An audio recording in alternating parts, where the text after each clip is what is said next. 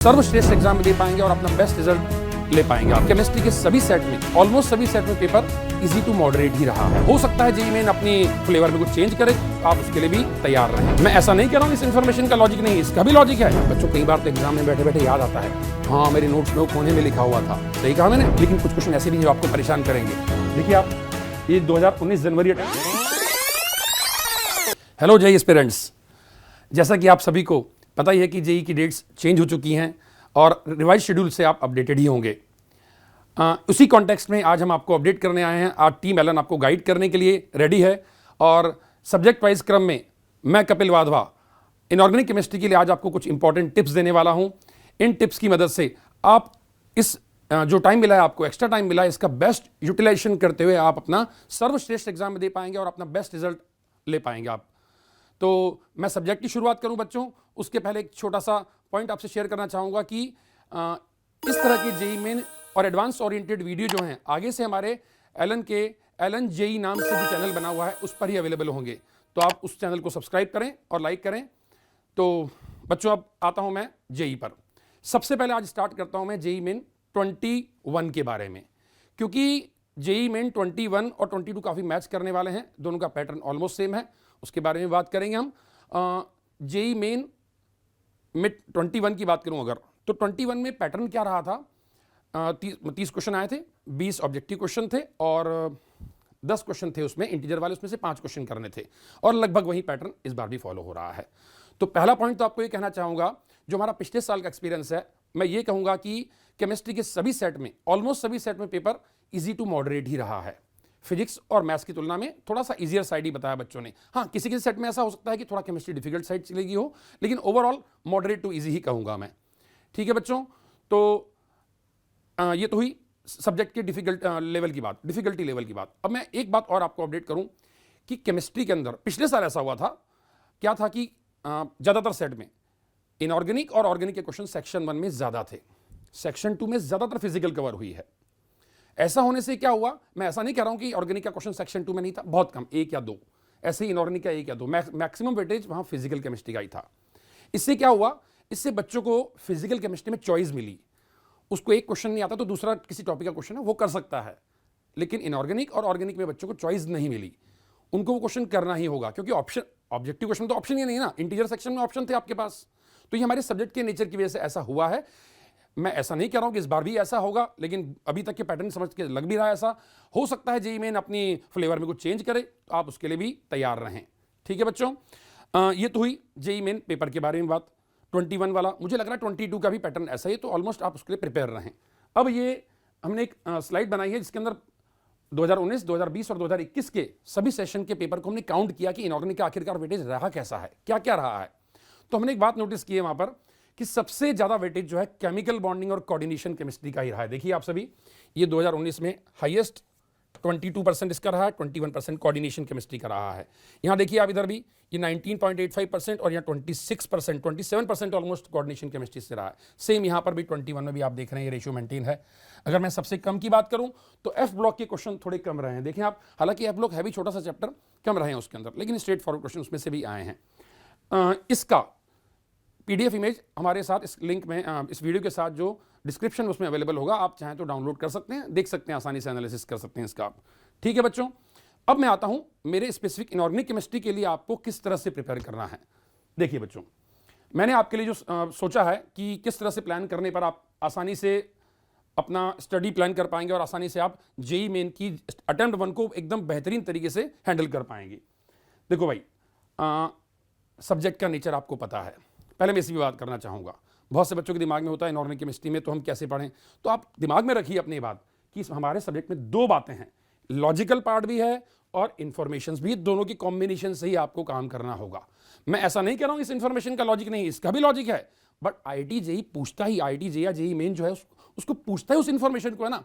Copper +2 का blue colour क्यों होता है, किसी 3D सीरीज के आयन का पर्पल कलर क्यों है, उस सब आपको पता है कि क्यों है। शायद डीडी टेंशन कलर होगा, शायद चार्ज ट्रांसफर होगा, शायद पोलराइजेशन से कलर आ रहा हो, शायद क्रिस्टल डिफेक्ट से कलर आ रहा हो, आपको पता है। बट कई बार वो कलर ही पूछ लेंगे ना, क्या करना है उसमें, फिर तो आपको इन्फॉर्मेशन पता होनी चाहिए ना वाली। फिर तो कलर के बारे में बात करी, मैं यही कह रहा हूं कि ऐसा नहीं कि सारे क्वेश्चन ऐसे आने, कम आते हैं, लेकिन फिर भी इंफॉर्मेशन आपको पता होनी चाहिए, उसको पढ़ के ही आप मैनेज कर पाएंगे। लेकिन केमिकल बॉन्डिंग कोऑर्डिनेशन ऐसे चैप्टर नहीं बच्चों, जो मैक्सिमम वेटेज वाला चैप्टर वो ऐसे नहीं है।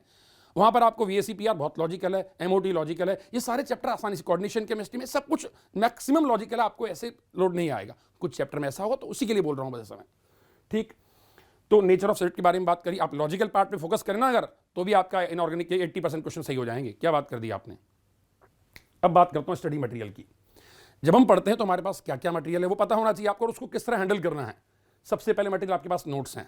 आपके नोट्स आपकी जान है, मान लो आपके सब्जेक्ट की जान है। पूरे 2 साल 1.5 साल जितनी भी आपने मेहनत की है, आपने अपने हाथ से लिखे हैं। आपको पता है कि कौन सा फॉर्मूला कहाँ लिखा हुआ है, किसका कलर कहाँ लिखा हुआ है, किसके अंदर अरेंजमेंट कैसे होगा, सब आपको पता है अपने नोट्स में कौन सी चीज़ कहाँ लिखी होती है। बच्चों कई बार तो एग्जाम में बैठे बैठे याद आता है, हाँ मेरे नोट्स में वो कोने में लिखा हुआ था, सही कहा मैंने। तो ऐसे ही सबसे ज़्यादा इंपॉर्टेंस आपको अपने नोट्स पे देनी। विश्वास करिए, आपके नोट्स सबसे बेस्ट स्टडी मटेरियल आपके लिए।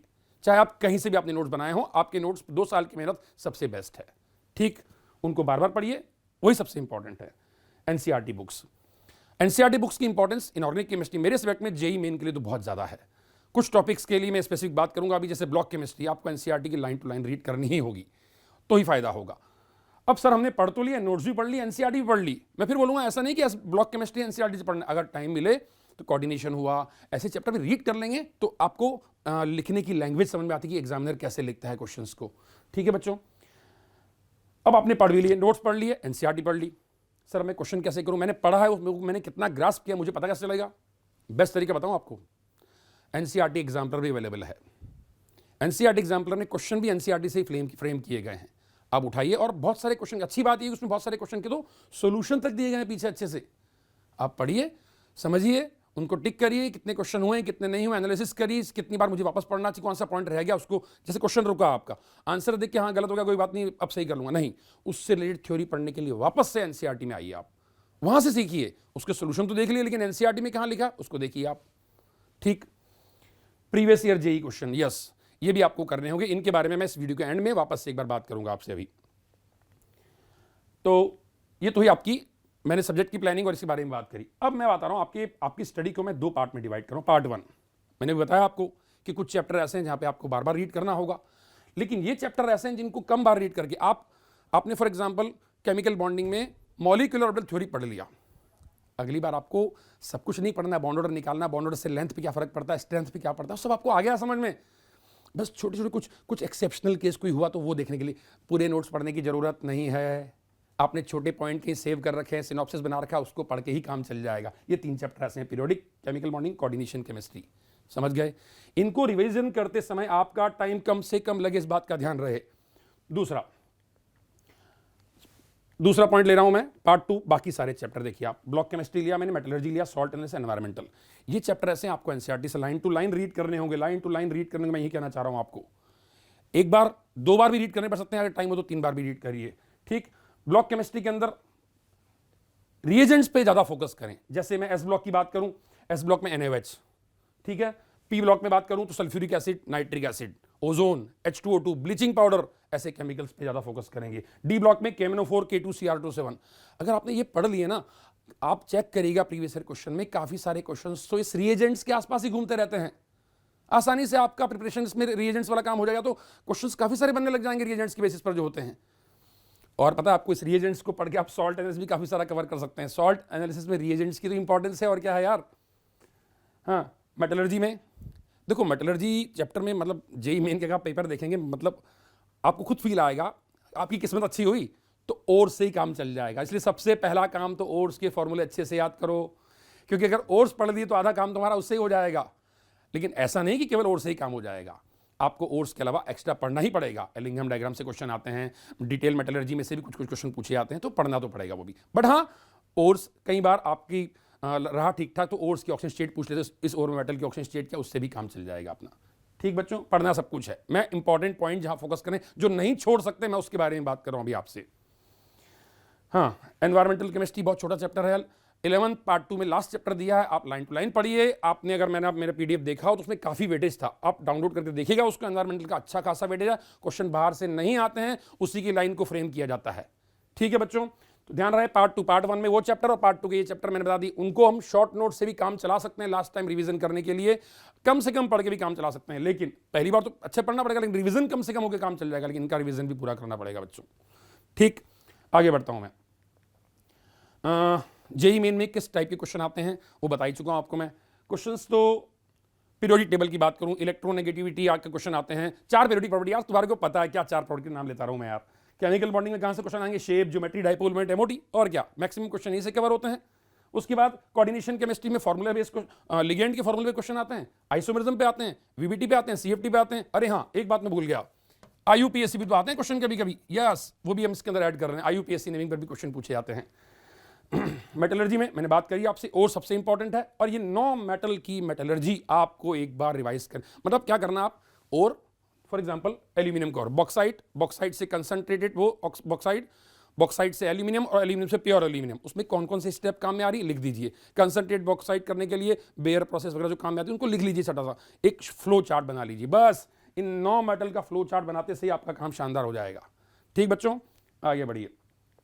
सॉल्ट एनालिसिस बहुत बड़ा चैप्टर है वैसे तो, बट मेरा एक सजेशन है, अभी आप जेईई मेन ओरिएंटेड अगर हैं पूरी तरह से, तो जेईई मेन में एनसीईआरटी का जो लैब मैनुअल है वही काफी है, उसके बाहर क्वेश्चन नॉर्मली नहीं जाते। और मैंने कह दिया ना रिएजेंट्स, वो रिएजेंट्स को सॉल्ट से कनेक्ट कर लेते हैं तो आपका सॉल्ट रेडी हो जाएगा। जेईई मेन के लिए बोल रहा हूं बच्चों में, ये एडवांस के लिए वापस से गाइड करने के लिए आपको आएंगे, उसमें थोड़ा और एफर्ट लगाने पड़ेंगे सॉल्ट एनालिसिस के लिए आपको, पर अभी हम जेईई मेन ओरिएंटेड बात कर रहे हैं। अभी ब्लॉक केमिस्ट्री के लिए मैंने बोल ही दिया, लाइन टू लाइन रीड करनी है आपको एनसीईआरटी की, और कोई ऑप्शन ही नहीं है, लाइन टू लाइन रीड करनी ही होगी आपको।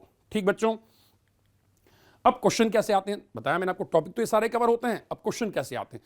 क्वेश्चन इन्फॉर्मेशन भी आती है और लॉजिकल क्वेश्चन भी बहुत सारे तो लॉजिकल हैं, वो आपको बताने की जरूरत नहीं है। इसका शेप कैसा, ज्योमेट्री कैसी है, VACPR, MOT, bond order, SP mixing, ये सब आपको अच्छे से पढ़ चुके होंगे आप एनसीईआरटी करके। एनसीईआरटी का जो प्रैक्टिस करके क्वेश्चंस करके आप आसानी से सीख चुके होंगे, एग्जाम्पलर से सीख चुके होंगे आप। लेकिन कुछ क्वेश्चन ऐसे भी जो आपको परेशान करेंगे। देखिए आप, ये 2019 जनवरी अटेम्प्ट मॉर्निंग बैच का क्वेश्चन है, वो कौन सी मेटल है जो एक्सरे ट्यूब में काम आती है, और पता है कहां लिखा है? देखो आप एनसीईआरटी में, देखो आप ये लाइन लिखी हुई है, ये रही, देखो आप, ये beryllium is used to making windows of X ray tube. लो भाई, पढ़ो ना एनसीईआरटी। अरे भाई क्वेश्चन करो ना आप, एनसीईआरटी खुद फ्रेम करो कभी कभी तो। हाँ यार, ये लाइन इंपॉर्टेंट लग रही है, मैं अंडरलाइन कर लेता हूं, ये डायरेक्ट क्वेश्चन बन गया। देखो आप, ऐसे एक नहीं बहुत बता दूंगा। ये लो, एक और लो, ये 2021 का क्वेश्चन है। पूछा गया कि प्लूटोनियम को स्पेंट लाइट से रिमूव करने के लिए कौन सा केमिकल काम आता है। देखो आप, ये हेलोजन फैमिली की टेबल आप सबको याद होगी, है ना यार, टेबल 7.9 देखो यहाँ लिखा है। देखो आप, ये O2F2 का काम है यहाँ पर, स्पेंट लाइट के लिए याद दिया सेपरेट। समझो आप मेरी बात को, क्या कहने के लिए आपको 2 स्लाइड इसमें ऐड किए मैंने। मैं यही ऐड करना चाहता हूँ कि एनसीईआरटी की लाइन टू लाइन क्वेश्चन कुछ फ्रेम किए जाते हैं। यूजेस, हर केमिकल के बहुत सारे यूजेस हैं, लेकिन उतने नहीं पढ़ने अपने को जो एनसीईआरटी उसके आसपास रहना है हमारे को। ये सब ब्लॉक केमिस्ट्री के लिए बोल रहा हूँ मैं, ब्लॉक केमिस्ट्री में आपको एनसीईआरटी ओरिएंटेड ही रहना है। जेईई मेन के लिए बोल रहा हूँ फिर से मैं। ठीक बच्चों, तो आखिरी में सबसे लास्ट में जो पॉइंट कहना चाह रहा हूँ, एनसीईआरटी एग्जाम्पलर, जो मैंने अभी कहा भी था आपको, आप जब थ्योरी पढ़ें तो अपना खुद का एनालिसिस कैसे करके मैंने कितना ग्रास्प किया है, वो एनसीईआरटी एग्जाम्पलर बेस्ट चॉइस है आपके लिए। दूसरा, जेईई मेन पास्ट पेपर, इनके बारे में बता दूं आपको मैं। आप जेईई मेन के 19 और 20 के क्वेश्चन अगर टॉपिक वाइज चाहते हैं, फॉर एग्जांपल मैंने आज एस ब्लॉक पढ़ लिया और मेरी इच्छा है कि आज एस ब्लॉक के सारे क्वेश्चन कर लूं 19-20 में जो आए हैं, आपको हमारे एलन के साइट पर इस वीडियो के डिस्क्रिप्शन में लिंक मिलेगा, उससे आप वो पीडीएफ डाउनलोड करिए और एस ब्लॉक के 19 के पूरे क्वेश्चन एक साथ लीजिए, 20 के एक साथ लीजिए। लो, इतने सारे क्वेश्चन आपको एक साथ मिल गए। ऐसे पी ब्लॉक के करिए, ऐसे कोऑर्डिनेशन के करिए, समझ गया ना। और उसके अलावा पता है आपको, हम लोगों ने एक सुविधा और रखी है आप लोगों के लिए, 2021 के जो पेपर हैं वो बिल्कुल एज इट इज, बिना कुछ चेंज किए एज इट इज आपके सामने सेट की फॉर्म में अपेयर होगा। आप उसे 3 घंटे में परफॉर्म करिए, अपना स्कोर चेक करिए और आगे बढ़िए, अपनी कमियां नोटिस करिए। वो सारे पेपर आपके पास अवेलेबल हैं, लेकिन फालतू में खोल के देखना नहीं है उसको। जब आप ये काम कर लें तो प्रैक्टिस के लिए आपको ये सब चीज़ दिखनी होगी। उस समय जब मुझे प्रैक्टिस करनी है, आप कहाँ से करूँ, 3 घंटे में मेरी क्या एफिशिएंसी आती है पीसीएम में, उसके लिए आप उन पेपर को जरूर यूज़ करें। ठीक बच्चों, एक छोटी सी इंफॉर्मेशन आपको देना चाहूँगा। हमने सोच करके, हमने बच्चों से डिस्कशन करके कुछ इंपॉर्टेंट पॉइंट्स निकाले थे, जिसकी बेसिस पर हमने आपको अभी गाइड किया है। आपको लगता है कि सर मुझे तो इस पॉइंट की भी रिक्वायरमेंट है, आप हमसे शेयर करिए इस चैट बॉक्स में, इसके वीडियो के नीचे कमेंट करिए, आप बताइए हमारे को, उसके अकॉर्डिंग हम आपको गाइड करते रहेंगे। आपकी कमियां हमें समझ में आएंगी तो हम उसके अकॉर्डिंग दूर करते रहेंगे आपको। ठीक है बच्चों, अगर आपने मेरी बातें इतनी ध्यान से सुनी हैं, आप इंस्ट्रक्शन फॉलो करेंगे तो डेफिनेटली जेई मेन 21 का फर्स्ट अटेम्प्ट, 22 का जेई मेन 22 का फर्स्ट अटेम्प्ट आपका बहुत बढ़िया होगा। और डेफिनेटली उसके लिए फिर आपको 22 के जो 22 का सेकंड अटेम्प्ट होने वाला है उसके लिए काफ़ी टाइम मिल जाएगा और इंप्रूव कर पाएंगे और एडवांस के लिए टाइम मिलेगा। इसे बच्चों, ठीक, all the best, good luck.